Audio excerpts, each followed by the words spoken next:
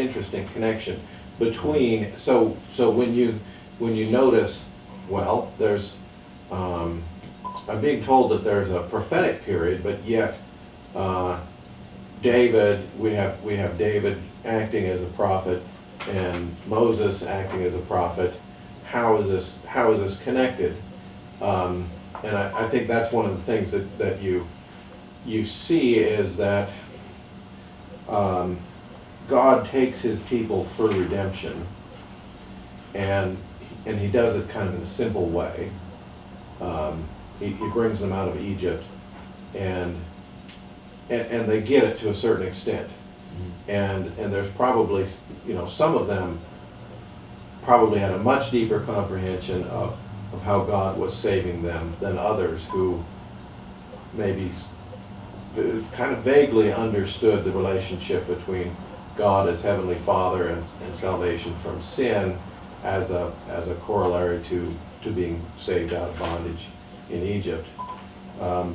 So he goes through and he saves his people, and then he goes through and he does it again with greater wisdom, and you have people saying, oh, but this was like that. And I think that's one of the good points, is where you're going, yeah, but this was like that. And I think that's what we're picking up on. Chuck, you want to? I think this is a very good point, and it caused me to think about this. When we go into worship, you have at least three parts. You're in, you come in, then there's some exposure to a pastor or music or preaching, and then you go out, and hopefully you're transformed more into God's image. Now, both of these two men that were dependent upon, Dr. Jordan and the Dartmouth professor Rosenthal Hussey, has said that this pattern of God calling you into something, exposing you to some things, then sending you out of that something, is a pattern of history. Now what we are is we're right in between. This is a form of articulation of a worship service, and it's not the complete history. It's more of a condensation of it. That's what we're claiming.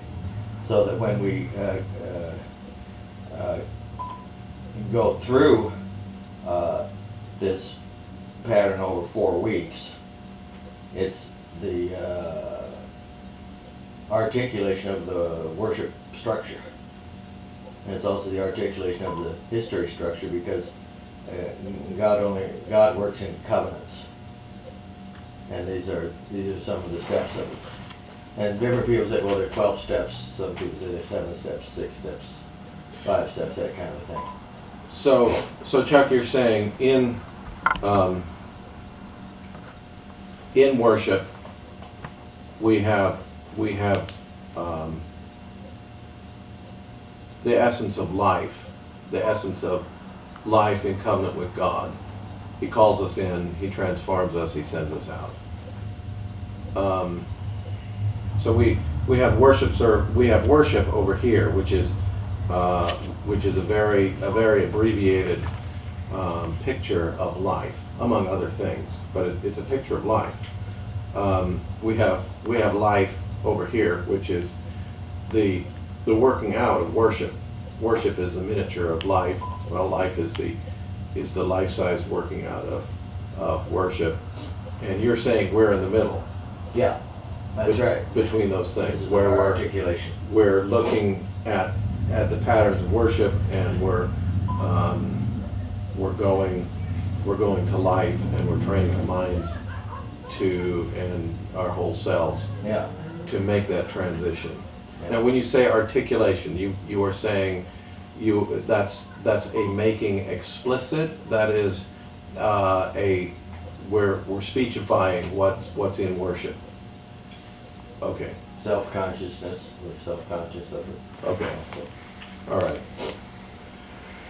And all the revolutions, as Rosenthal Hussey called them, were based on a sense of justice and injustice, which is